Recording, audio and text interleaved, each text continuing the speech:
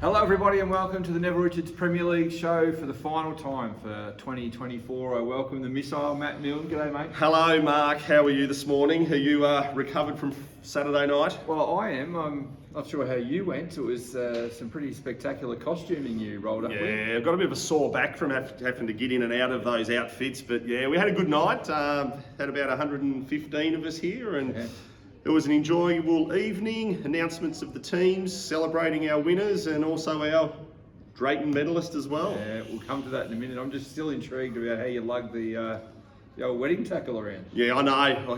I got a sore back. I don't know how blokes. Well, sorry, it actually shriveled up because it was so cold on the night. But yeah, I don't know how Sean Ward does it, to be honest. Oh, the sword. There you go. Yeah, no, it was a fun night, Matty, and thanks for all your efforts again. And great to see so many people take the time to dress up and get involved. And it's just a fun night. It is, and that's what it's all about. The event is to try and engage with the members and have that social interaction, meet people that you've never met before and play in a team environment, and that's what it achieved. And even on the night, it was great to see a cross-section of members come together and have a bit of a laugh at our expense and have some fun. And thanks to Dale Pollock for all his efforts with these videos. We acknowledge that on Saturday night. And thanks also to Noah Milne, who did a fantastic job pushing all the buttons to keep us on track. Yeah, he takes after his father in that respect. But yeah, we might add those videos at the end of this for the ones who were unable to make it. We might put it at the end of ours. There'll be two videos on the highlights of the season plus a little reference to us. Thanks to the Pirates crew for doing the cuddly one. Yeah, it's nice. All right, so let's get down to it. We had a big build up to Saturday's grand final. You were all blue and purple in the pro shop. The balloons were up, and hopes were high for a tight tussle, but it didn't pan out that way. No, it turned out to be a bit fizzer, to be honest. I think the pressure got to the Peakers. Their players just really didn't turn up.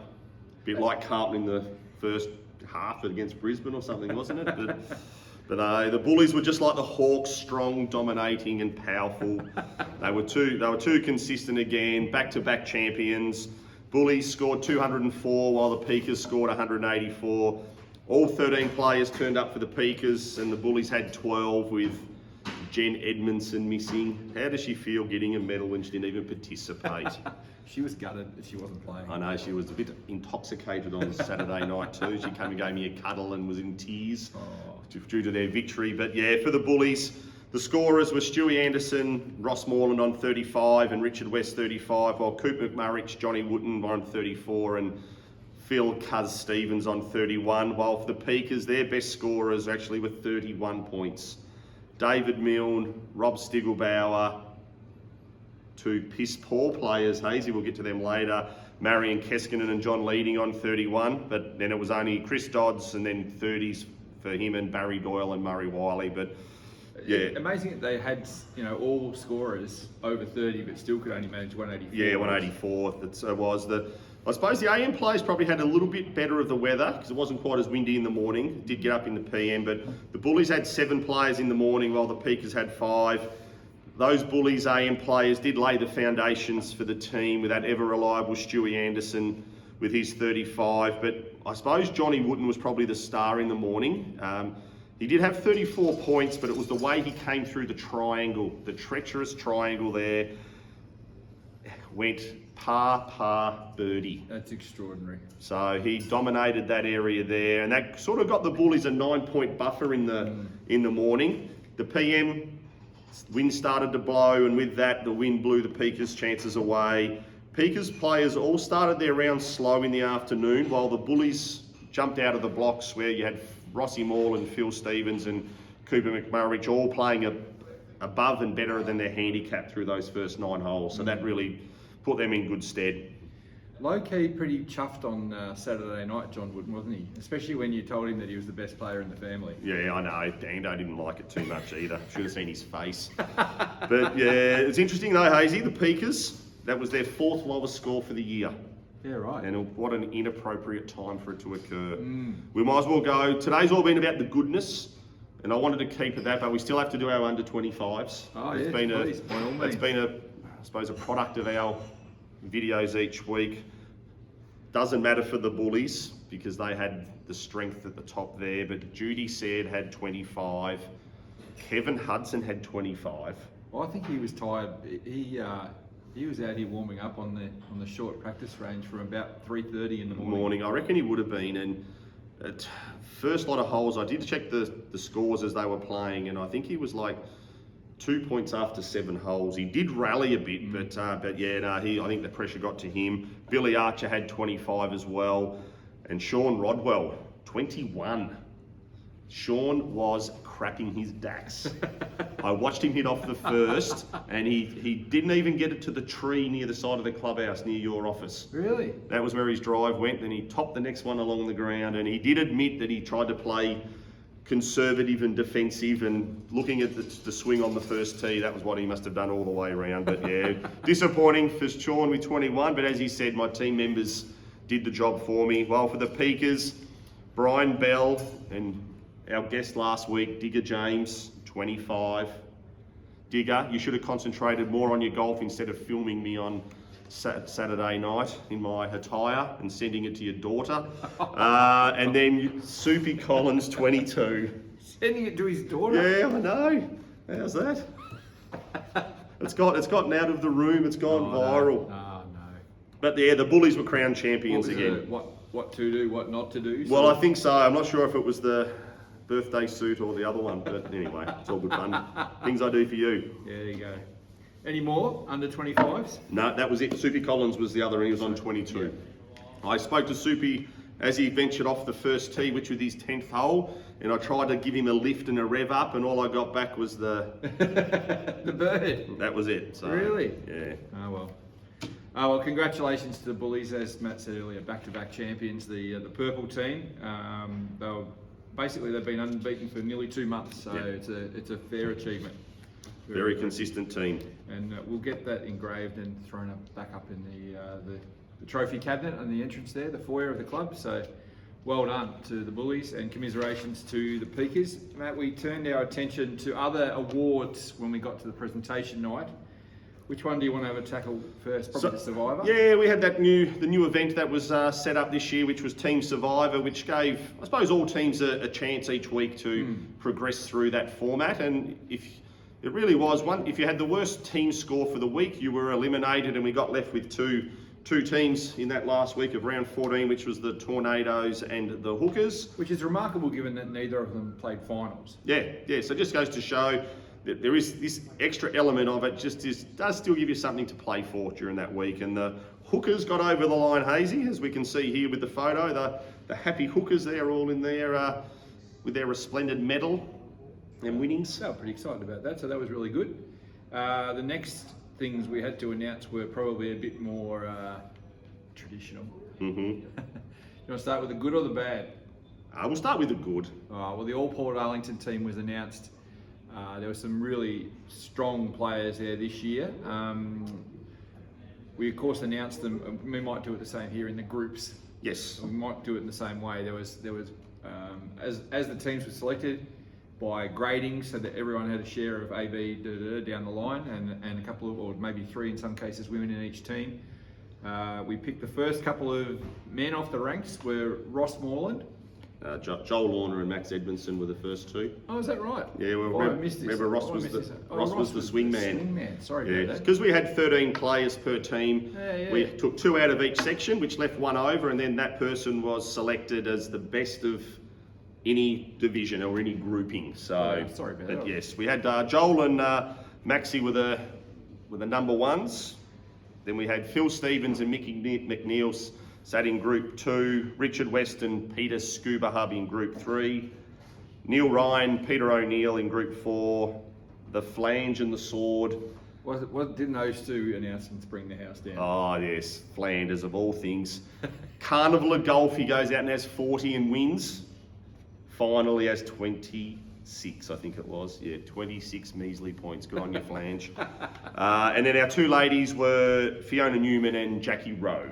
Great effort there, and we'll talk about Fiona a little bit more when we come to the Drayton medal count. But she had a great year, and Jackie obviously, bouncing back. So that was fantastic. Yep, and then Ross Moreland was our swing man or swing person.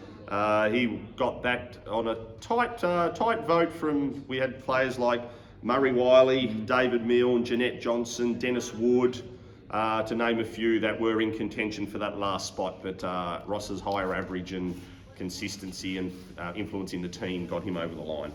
Which led us to the dreaded PPP team. I'm sure you all know what that stands for by this time. As Angela Royal monikered it, the piss poor Portarlington team.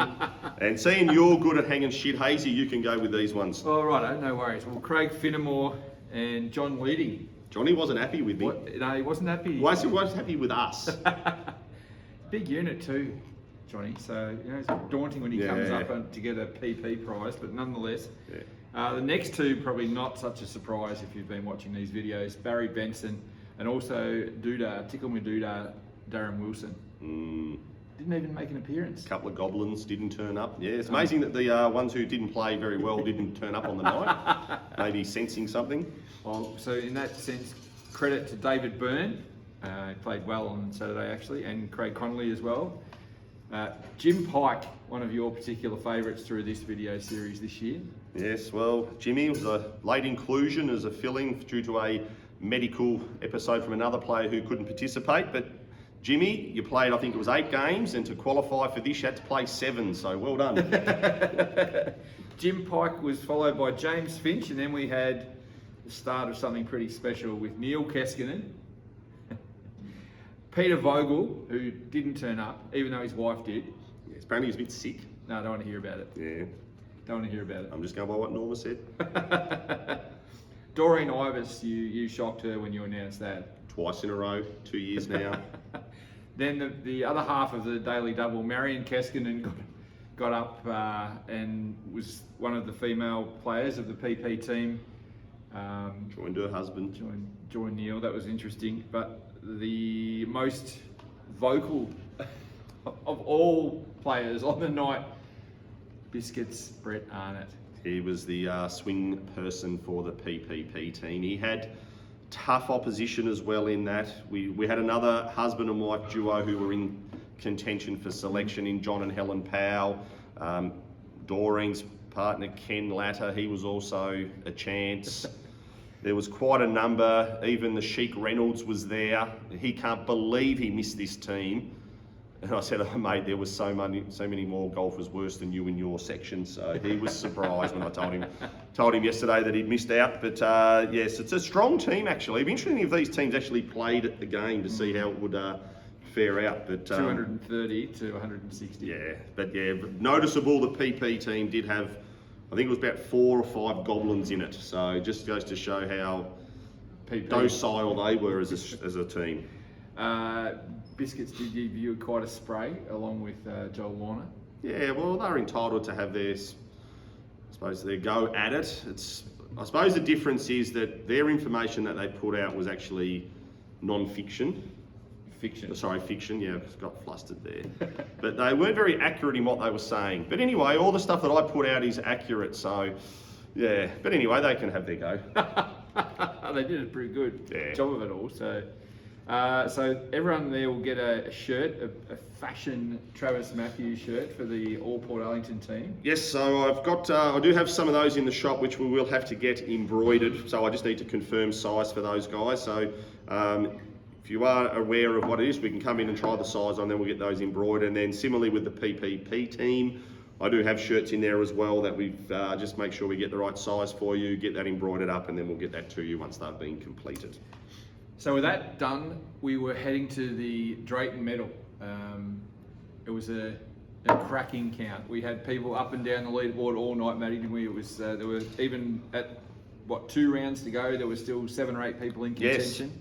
Yes, it was a good count. As you say, leaderboard fluctuated quite a bit. We had player interviews through the evening. Some of them didn't really want to say too much, did they? No, so they were all very quiet. But how about the bagman? Yeah, he couldn't get a word out. I don't know if it could have too many reds, but he was quite flustered, as being the defending champion for that. And I'll let you announce the winner, Hazy, like you did the other night. Well, it came down to the final round, and there were votes for Edmondson for a goblin, But I think it went to Rick, who we should mention made his first votes in the Drayton Medal after 3 years. So, Wasn't there some rounds of applause there? Crowd stood as one. Stood as one. Edmondson name came out in the last round. It was Rick, not Max, and that seemed to be, problematic for young Max. But he hung on because his rivals. I don't think Fiona was here, was she? No, that was the round she played. Oh, she did play. Yeah, she missed the previous 5 because they went overseas, and she was back for the last round, but she couldn't get enough. But yes, Tyrrell Edmondson was the winner on 11.083 votes. Wow. Defeating Murray Wiley from the Peakers on 10.75 votes. So it was only 0.33 of a vote between them. And then we had Jeff Evans and Fiona Newman on 10.5 votes, which was only 0.58 of a vote behind. Yeah. We did have 7 players going into that last round with a chance to win. And yes, Max ended up holding on. We have got an image there of the top 10 vote getters for the night. So Great effort by Fiona Newman, given that she did miss so many matches. And for that matter, Ross Morland did the same, and Jeff Evans missed a couple as well. Jeff Evans missed a couple. Tyrrell missed a few as well with his extracurricular social activities. But yes, it was a great night.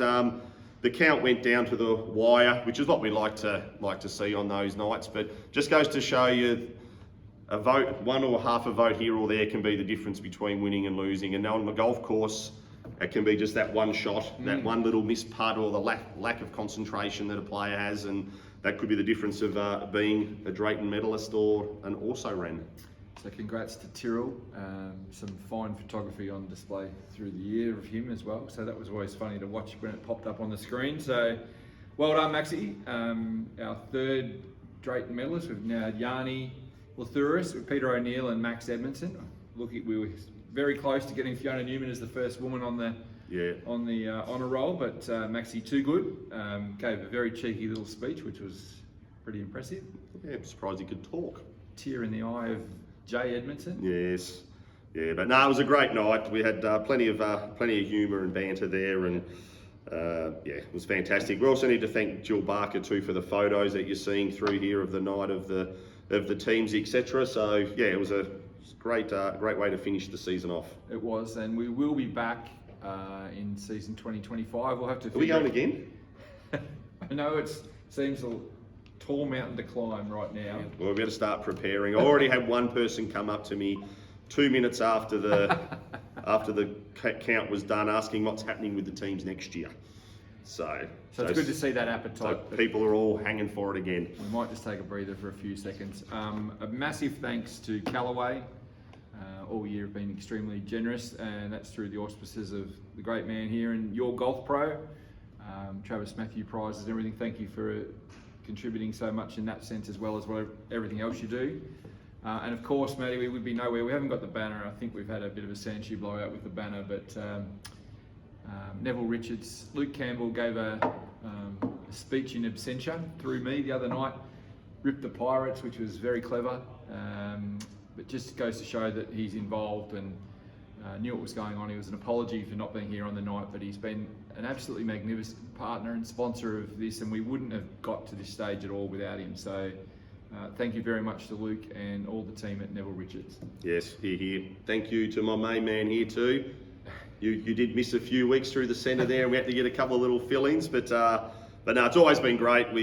I think we work pretty well together with the way we get through these videos, and like to thank my team in the shop, Jill, Max and Josh there on sort of trying to help facilitate this event. As you said, to Noah for coming in doing the tech on the night, and also to you, all the players who have played. The event doesn't happen without you guys participating, and if we don't have that support on the event, well, it does make it a bit more difficult to run or even run. So it's great that we've got that support there. We may see a few little changes next year from what we've had this year, but we sort of take everything into account and see what's going to work best for the event, the club, the players, and those types of things. So, but the fun and the banter is what it's all about, and that came out in spades. So that was really impressive. Now, my last thanks to the great man. Everyone knows he's the superstar, the rock star of this club, and the absolute force of this competition in particular. Thank you very much. All your stats, all your efforts, all your cheeky little missiles. Yes. I don't know if my wife wants me back though. I don't know. She saw the photos that my son was taking on the night, and she wanted to know where that's been all my life. But yes, they get me back now after 3 months of on the computer of a night preparing these things. But we'll be can't wait till next year. Yeah, no, great job, mate. Really appreciate all your efforts and time. That's it. On behalf of Matt and myself, we will return next year. The format to be determined, but won't be too far removed from where we are now. It seems a pretty successful little winner. Yeah. All right, thank you. For the Neville Richards Premier League 2024, that's it. Matt Mill, Mark Hayes, we'll catch you later. Thanks, guys. Thanks, CUB. I might tickle my doodah a bit here. No, we only have an allocated time to get this video done, don't you? We've ordained a new prize called Sheikah's Piss. I believe it, Grant, you lost to a 169-year-old bloke.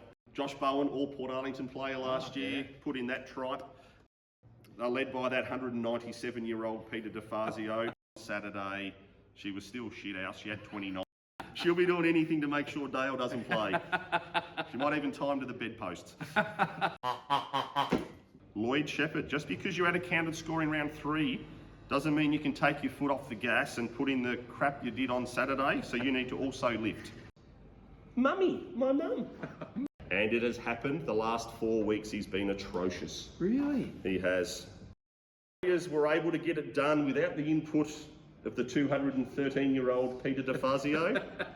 His form has been suffering. It's poor. And I've been informed that he had a bad batch of Italian Viagra.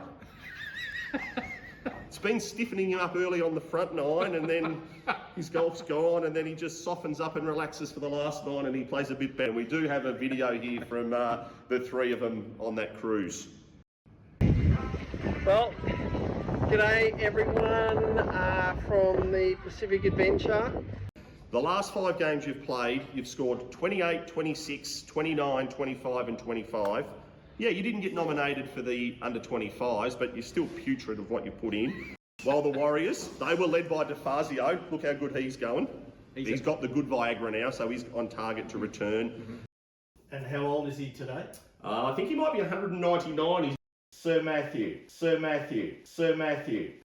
He's had 20 bloody 3. It's a counted score. You should be ashamed of yourself. That was when the choke started to set in. We're just going to calm him down. Look, it's... You're looking very intelligent, Darren. Well done. Well said. Let's fix that. You gave a bit more than Flanders, but how he cursed my putting at one stage, and when he did that, he went to crap. Now he's actually apologised to me. His game's come back, and he putted a lot better. So the team isn't missing her much though, because she doesn't put much in. But let's see, Jeff's heart was the size of a pea. But Cam O'Keefe and Noel Pike. Noel, maybe spend more time on the putting green than the 35 minutes it took you to put your cart back on your trailer on Saturday. You know we only have an allocated time to get this video done, don't you? But after your wife told you you were as weak as piss and you had to get to golf, you turned up. So the valve got a bit tight, and so I stuffed it up in my own head. And yes, Marion, we know you're trying hard, but maybe you're just not that good. So he can't do much better than that, because he's not that good. Yvette Pollock, back to her rubbish. It's a big up yours. You're on the course, you're fair game, so you need to lift it. Requesting an apology from you. I would like to apologise to Jan, Jeanette and Peter O'Neill, but I don't know. Even if you did turn up last week, you still would have lost because you've been playing shite. Consistent, good culture, play for each other, but they are still a team of flogs. So I stuffed it up in my own head. What you have. You're a total embarrassment to yourself. You've embarrassed me as well, because I talked you up as a potential Drayton medalist, superstar of the league. You've got a stupid nickname in Biscuits. You look more like a professional wrestler and a fighter than a golfer, and you play golf like you're Jane. Brett Arnott, you should hang your head in shame. And I'm going for the Peakers. The most important game of the year, and you don't turn up. It's all about you and your beer drinking and partying lifestyle. yes. Well, Mrs. Scuba Hub's not too happy with me with me casting aspersions about her husband and mirrors, but eating, drinking, dancing, gambling and fornicating. Warren Chop Chop Stevens didn't like my, but the master manipulator. Yes, manipulator. Wow. Flange power. And I think she might have lost her other foot and had that amputated because her form is horrible. She had the most and rates himself as a golfer, and he's just deplorable, was Lee McMuffin. Like, seriously, what about your team there? And then you try and buy Matt Solder to come in for you, and he just played putridly, so... Last 2 weeks, 28-29, is dealing with a bit of a back injury. Had the tape on the back. Did he really? Friday night, Saturday. Not sure if it was golf related or not, but or whether it was to tie him up somewhere else, but he had the tape on the back. Digger, your 25 last week was Scheisenhausen. No, we only have an allocated time to get this video done, don't you? Goblins, nothing worth saying or analysing. But no, I'm going to. Ibis, deplorable. Bell, inconsistent. Buzz, maybe turn up every now and then. Rhino, you're just shit. You haven't scored over 30 all year. Rick, well, you're Rick. Dave Byrne, maybe turn up. You haven't played the last 3 weeks. Benson, I know you have a sore knee, but you're a big, strong man. Surely you can just harden up for the team. Is there some honest feedback coming into the pro shop? No, not necessarily this week. There had been the previous weeks, but it's the same for everybody. Golf's one of those games where you have a bit of course management and you've got to learn to certain pins to go for and others not. But